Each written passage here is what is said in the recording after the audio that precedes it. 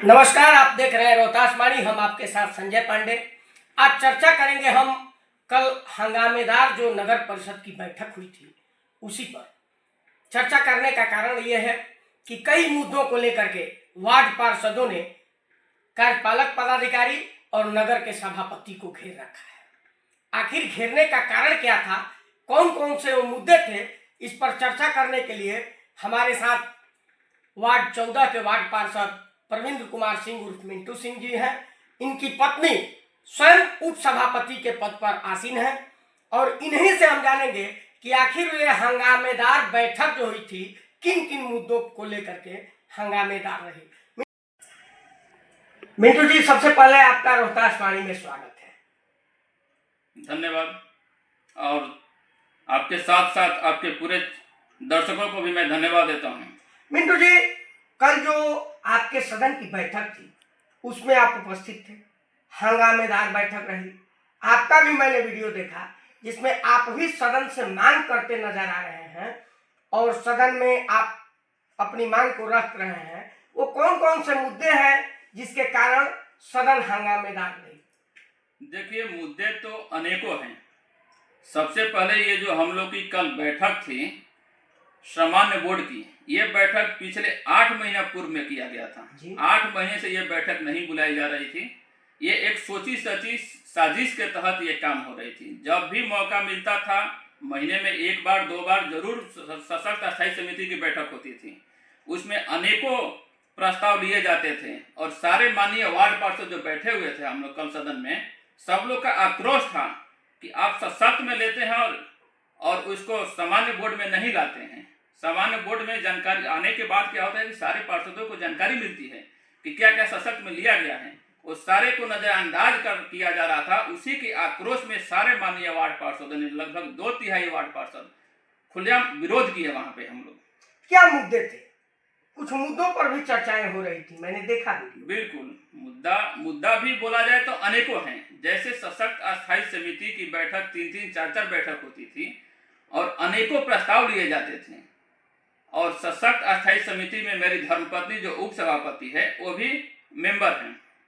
जब वो अनुपस्थित थी सदन में, एक बैठक में, सशक्त अस्थायी समिति की बैठक में किसी कारणवश वो नहीं पहुंच पाई थी और जो लेटा गया था कार्यपालक के द्वारा, विचारणीय विषय मात्र 2 था। एक गद बैठक की संपुष्टि और एक वाटर एटीएम शहर में लगाने के लिए। अब आप ही से मैं जानना चाहता हूं, आप भी पत्रकार बंधु हैं, आप लोग भी लोकतंत्र के चौथे स्तंभ हैं। विचारणीय विषय मात्र 1, गत बैठक की संपुष्टि तो होती ही है, वो तो पहला रहता ही है। विचारणीय विषय 1 वाटर एटीएम लगाने के एवज में कि कहां कहां लगाया जाए, और उसमें अन्यान में 9 प्रस्ताव पास किया गया है। वो 9 प्रस्ताव कौन कौन से हैं? 9 प्रस्ताव थे जो कि उसको विचारणीय विषय में डालना चाहिए था। साथ में झलकता है कि कहीं ना कहीं ये कुछ अंदर कुछ गुल पक रहा है, और वास्तव में हुआ भी यही। उसमें क्या था, ऑफिस के जीर्णोद्वार का काम था। कार्यपालक पदाधिकारी के द्वारा 60 से 70 लाख का मौखिक आदेश के बाद कार्य कराया गया और किसी कारणवश उसको रद्द भी कर दिया गया। वो भी काम हो रहा था बिना नियम कानून के। हम भी उस समय जाके हम सिविल एसडीओ साहब से आवेदन भी दिए हैं, उस पर जांच भी चल रही है। इसके बाद एलईडी लाइट जो बड़ा वाला होता है शहर में, उसके लिए निकाला गया टेंडर। उसका L1 हो गया, L2 हो गया। कहने का मतलब जो टेंडर की प्रक्रिया होती है उसका टेक्निकल भी हो गया, फाइनेंशियल भी हो गया। L1 फाइनेंशियल भी हो गया। उसके बाद अपरिहार्य कारणों के द्वारा रद्द किया गया। कोई कारण नहीं बताएगा कार्यपालक के द्वारा। बताइए कि ये कार्यपालक 6-7 महीने से आई हैं और इनके द्वारा कितने बड़े बड़े फैसले लिए जा रहे हैं अन्याय में लेकर, और अपरिहार्य कारणों से रद्द भी किया गया। रद्द करने का कारण था कि उसमें पीछे हम लोग लग गए थे। उसमें जो पार्टिसिपेट किए थे कौशलेंद्र जी, वो हमारे काफी करीबी थे। उनके द्वारा एसडीओ जिला पदाधिकारी महोदया को दिया गया। वहां से जब जांच टीम आ गई, 5 तारीख को वहां रिसीव कराए हैं और 6 तारीख को ये डेट में कैंसिल हो गया। अपरिहार्य कारणों दिखा के, पहले नहीं दिख रहा था ईओ को, L1 निकाल दिए, टेक्निकल पास की, फाइनेंशियल पास की। इसके बाद उन्होंने अपरिहार्य कारणों से रद्द किया। यहाँ बस स्टैंड में यात्री शेड बना हुआ है। हाँ, यात्री शेड है। ये 40 लाख का यात्री शेड है। बताइए, एक सामान्य व्यक्ति 40 लाख में अपना भवन बना लेते हैं। आज अभी एक बरसात झेला भी नहीं है, वो अगर बरसात होती है, हवा बहेगी तो शायद उड़ जाएगा वहां से, टिक भी नहीं पाएगा, और 40 लाख रकम है।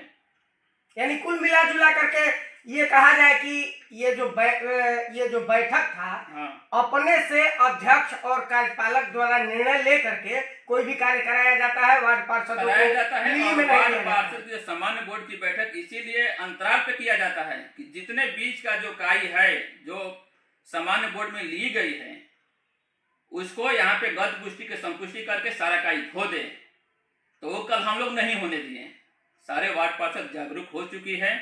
शुरू में बहुत सारे मान सम्मान भी किया जाता था, लेकिन सदन है, सदन में भाई जो बात है, बात को रखा जाएगा। कल मैं सदन में भी, मेरा वीडियो भी है, उसमें दिखाए, आप देख भी सकते हैं। मैंने वीडियो में कल सदन में ये बात कर रखा हूँ कि माननीय सभापति जी, आपके द्वारा बैठक सशक्त की जाती है और न किसी पार्षद को नहीं बताई जाती है, और उसको यहाँ गत बैठक की संपुष्टि करके सारी काई को धोना चाहते हैं, वो अब नहीं चलेगी। और वैसा ही हुआ भी। अन्यान में लिए गए फैसले, 2-2, 3-3 फैसले हम लोग रद्द कराएं। परविंदर जी, बैठक हंगामेदार रही। बैठक के जिन जिन मुद्दों पर आप लोगों ने हंगामा किया, अंततोगत्वा क्या निर्णय लिया गया कार्यपालक और नगर सभापति के द्वारा? गत बैठक में 2-2, 3-3 गत बैठक सामान्य बोर्ड की बैठक हुई थी। सामान्य बोर्ड की